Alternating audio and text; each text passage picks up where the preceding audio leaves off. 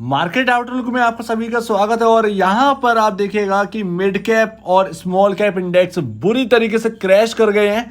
लगभग लगभग 4% small cap crash करे और मिड कैप के अगर आप इंडेक्सेस देखेंगे तो आपको 3 से 3.5% की गिरावट यहां पर इंडेक्सेस के अंदर मिलेगी, यानी कि स्टॉक्स 90% क्रैश कर गए हैं मिड कैप और स्मॉल कैप में। भारी गिरावट है और लाखों करोड़ रुपए का नुकसान। तो अगर आप देखें तो रेलवे सेक्टर बहुत ही ज्यादा तेजी में था और यहां पर आज उसी तरीके से यहां पर गिरावट भी है। भारी गिरावट, किसी ने भारी मात्रा में शेयर बेचे हैं, क्योंकि अगर आप देखें तो मिड कैप के अंदर इंडेक्स पूरा का पूरा बहुत बुरी तरीके से क्रैश है।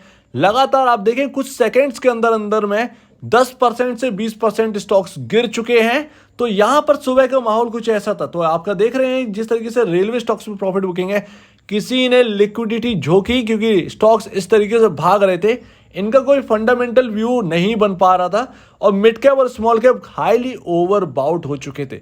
तो यहाँ पर लिक्विडिटी झोंकी जा रही थी, पैसा लगाया जा रहा था और जो बड़े इन्वेस्टर्स हैं वो यहाँ पर पैसा झोंकते हैं। लेकिन एक बात ध्यान रखना चाहिए निवेशकों को भी कि वो पैसा खींचेगा और जब खींचेगा तो कुछ ऐसा हाल है। तो आरबीएनएल के अंदर अब क्या करें, देखिए 10% के यहाँ पर करेक्शन हमको देखने को मिल रहा है। तो देखिए यहाँ पर अगर आप व्यू बनाए तो यहाँ पर पी रेशियो से आपको समझना चाहिए, पी रेशियो आपका 24.13 चला और इंडस्ट्री पी जो है वो आपका 53 के आसपास चला है। यानी कि स्टॉक के अंदर जो तेजी थी वो एक्चुअल में इतनी बड़ी तेजी नहीं थी कि आप बहुत ज्यादा यहाँ पर वैल्यूएशन स्ट्रेच हो जाए। तो यहाँ पर टाइम करेक्शन है। अगर आप देखें जो लगातार स्टॉक भागे जा रहे थे और मिड कैप के अंदर आज जो गिरावट दिखी मिड कैप स्मॉल कैप के अंदर, उसकी वजह से यहाँ पर जो है करेक्शन हमको देखने को मिल रहा था। लगातार जो स्टॉक्स भाग रहे थे उसकी वजह से करेक्शन देखने को मिल रहा था। तो ये सिर्फ और सिर्फ एक टाइम करेक्शन है, लेकिन मैटर ऑफ टाइम ये सब सुधरता हुआ नजर आएगा। तेजी होगी, लेकिन तेजी ऐसी नहीं होगी कि लगातार हम जो तरीके से भाग रहे थे 10% 15%, ये तेजी नहीं होगी। ऐसी स्टॉक्स के अंदर ठहराव आने वाला है। और सेम टू सेम हाल है इरकॉन का, लेकिन इरकॉन के अंदर इतनी बड़ी तेजी नहीं हुई थी। अगर आप इरकॉन का देखें तो 17.49 का पी है और आप देखें 53 के आसपास का इंडस्ट्री पी है। तो काफी अंडर वैल्यूड स्टॉक है। आपके आरबीएनएल, आपका इरकॉन सबसे ज्यादा अंडर वैल्यूड स्टॉक है। इसके साथ साथ बुक वैल्यू पर शेयर यहाँ पर जो है अगर आप देखें book value, price to book value 2.63 time चल रहा है अपने बुक वैल्यू से ऊपर स्टॉक का प्राइस। तो कोई बड़ी दिक्कत नहीं लगती है इरकॉन के अंदर, ये आप समझिए। तो मोटा मोटा ये सिर्फ और सिर्फ जो मिड कैप के अंदर क्रैश आया है उसकी वजह से ये रेलवे स्टॉक से पिटते हुए नजर आ रहे हैं। जो कि लगातार दौड़ रहे थे तो वो लगातार नहीं दौड़ सकते हैं, ये आप समझिए। कोई भी स्टॉक लगातार दौड़ रहा है यानी कि उसके अंदर एक टाइम पर आकर प्रॉफिट बुकिंग बड़ी जबरदस्त आनी है और लगातार दौड़ रहे थे स्टॉक। यहाँ पर देखें कभी 40 रुपए का था इरकॉन, 151 का स्टॉक है और अगर आप देखें तो 160 का हाई लगाया है। तो इतना बड़ा यहाँ पर जो है ना करेक्शन तो होना ही था, इतना बड़ा मूव मिलने के बाद। तीसरा आपका आईआरएफसी, देखिए लगातार सबसे महंगा स्टॉक तो यही है। इसकी वैल्यूएशन जो है वो स्काई रॉकेट कर गई है। ये आपके आरबीएनएल, इरकॉन ये कुछ भी नहीं है। इनके जो अंदर जो रनअप है वो तो फंडामेंटल रनअप है, लेकिन आईआरएफसी फंडामेंटल से बाहर निकल चुका है। इसका अगर पी रेशियो देखेंगे तो 17.57 के आसपास है और इंडस्ट्री पी जो है वो 7.50 के आसपास है। आप देखिए कहां पर है ये स्टॉक और इतना महंगा कोई नहीं है। और अगर आप देखें वो 5 लाख करोड़ की खबर जो रेलवे प्रोजेक्ट्स पर फाइनेंस किया जाएगा, यहाँ पर निवेश किया जाएगा सरकार की तरफ से, तो वो देखें उसको जो फाइनेंस करेंगे वो आईआरएफ से पूरा थोड़ी संभाल लेगी। जितना नीड है फाइनेंस करने की उतना करेंगी।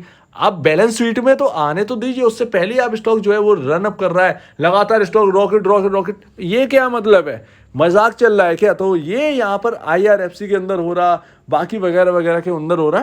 तो एक थीम बेस चल रहे थे और वो जब थीम बिगड़ती है ना तो बहुत बुरी बिगड़ती है। तो बच के रहिए आईआरएफसी के अंदर। फोर्थ है हमारा सीडीएसएल। देखिए सीडीएसएल में क्या है, आपका जो है फंडामेंटल रनअप था।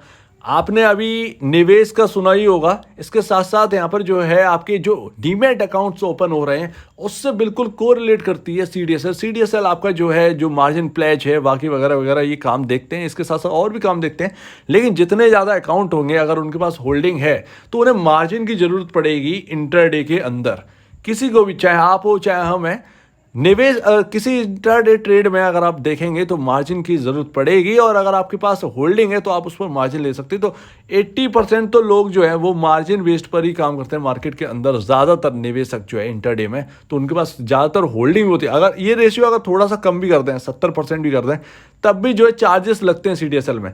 तो जितने ज़्यादा डीमेट अकाउंट होंगे और जितने ज़्यादा प्लेज होगा, और एक बार अगर प्लेज किया फिर आपने होल्डिंग करी फिर आपको नीड पड़ गई प्लेज करने की, तो वो लगातार वो सिलसिला जो है वो जारी रहता है। ऐसे में कमाई जो है वो CDSL की बनी रहेगी और यही इंपॉर्टेंट है। So that's why demat account जितने ज़्यादा ओपन होने की संभावना है और भी ज़्यादा, और जो रिपोर्ट अभी आई थी तो उसकी वजह से CDSL के अंदर बहुत अच्छा खासा एक्शन दिखा था और वो बेनिफिट भी यहाँ पर आगे चलकर मिलेगा। मैटर ऑफ टाइम यहाँ पर जो मिड कैप की गिरावट हुई है उसके अंदर CDSL का भी भाग रहा है, वो भी यहाँ पर जो है 3.5% के आसपास की करेक्शन आपको दिखा रहा है। चौथा है आपका यहाँ पर वैभव ग्लोबल लिमिटेड। अब देखिए यहाँ पर 5.5-6% के आसपास की गिरावट है इस स्टॉक के अंदर। ये स्टॉक है रिटेलिंग में आता है और रिटेल में आपका जो आपके रिंग्स हैं या वगैरह वगैरह जो प्रोडक्ट हैं, डेली बेसिस पे जो प्रोडक्ट की नीड पड़ती है जैसे कॉस्मेटिक या वगैरह वगैरह, ये उनके मैन्युफैक्चर है, राइट। तो इनके यहाँ पर काफ़ी सारे ब्रांड्स चल रहे हैं और आज एक तरीके से कहें ई-कॉमर्स भी माना जाता था वैभव ग्लोबल, तो वो यहाँ पर आज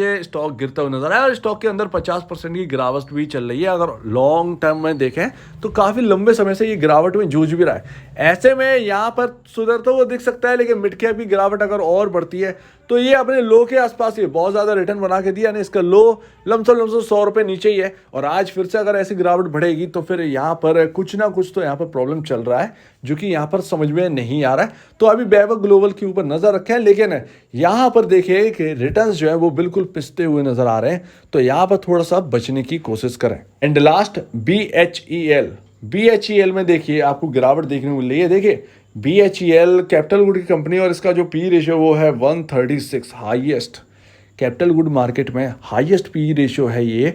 और यहाँ पर अगर आप समझेंगे तो इसके बुक वैल्यू पर शेयर को आप समझिए 1.65 के मल्टीपल पर वर्क कर रहा है ये स्टॉक।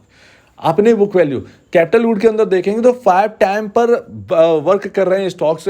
तो BHEL जो है वो लीडर तो है, लेकिन प्रॉफिटेबिलिटी में थोड़ा सा अप एंड डाउन है, जिसकी वजह से इस स्टॉक में थोड़ा यहाँ पर एक्शन बन रहा है। लेकिन लॉन्ग टर्म के लिए बहुत अच्छा स्टॉक है, सुधर रही है चीज़ें। पहले काफ़ी लॉस करती थी BHEL, अब थोड़ा सा प्रॉफिट कर रही है, लेकिन अभी भी उतने नंबर्स नहीं आ रहे हैं कि पी रेशियो और बाकी वगैरह वगैरह को जस्टिफाई कर पाए। तो ये मैटर ऑफ टाइम स्टॉक के अच्छे नंबर्स के दम पर ये स्टॉक चलता हुआ नजर आएगा आगे, लेकिन इस वक्त जो है वो थोड़ा सा महंगा है। पी कंपैरिजन अगर आप करेंगे तो 136 काफ़ी महंगा है। इनके कंपैरिजन जो इसके कंपैरिजन है वो काफ़ी लो पर वर्क कर रहे हैं, यानी कि 70-75 के आसपास के पी पर वर्क कर रहे हैं। तो यहाँ पर थोड़ा सा नज़र बनाए रहे BHEL के अंदर। सो उम्मीद है आप इस बात को समझेंगे। लॉन्ग टर्म में स्टॉक्स धाकड़ स्टॉक्स हैं ये, BHEL, RVNL, ये सब स्टॉक्स बहुत अच्छे हैं, लेकिन IRFC से थोड़ी सी बचने की कोशिश करें। सबसे ज़्यादा बहुत हाई वैल्यूएशन पर जाकर बैठा है उसका कोई मतलब नहीं होता, राइट। तो कुछ स्टॉक से बचने की जरूरत है, कुछ स्टॉक के अंदर टाइम करेक्शन है, उसका बेनिफिट उठाएंगे, ज़्यादा बेहतर रहेगा। लेकिन अब ठहराव आएगा, इस बात का ध्यान रखिए, ठहराव आएगा और वो ठहराव शायद आपको अच्छा नहीं लगेगा। स्टॉक्स के अंदर जो बूम दिखता था वो बूम घटता हुआ नजर आएगा, ये अच्छी बात है। नॉर्मल हो जाए ये स्टॉक्स ज़्यादा अच्छी बात है, अदरवाइज हर दूसरे दिन 10% का रिटर्न यहाँ पर जो है बना के देते थे, वो एक अच्छा भी नहीं रहता रिटेल इन्वेस्टर्स के लिए। सो उम्मीद है PSUs में गिरावट है, लेकिन गिरावट का अच्छी कंपनियों में फायदा उठाएं। इसके साथ साथ मिड कैप में थोड़ा सा टाइम दीजिए नई खरीदारी के लिए। ये ध्यान रखिएगा, मिड कैप क्रैश है और ये वार्निंग है। सो उम्मीद है आप इस बात को समझेंगे। इन स्टॉक्स पर ध्यान दीजिए, क्या करना है एक स्ट्रेटजी बनाकर काम करें। तो आपका क्या कहना है इसके ऊपर कमेंट सेक्शन में कहिएगा और आप वीडियो देखने के लिए बहुत धन्यवाद दोस्तों।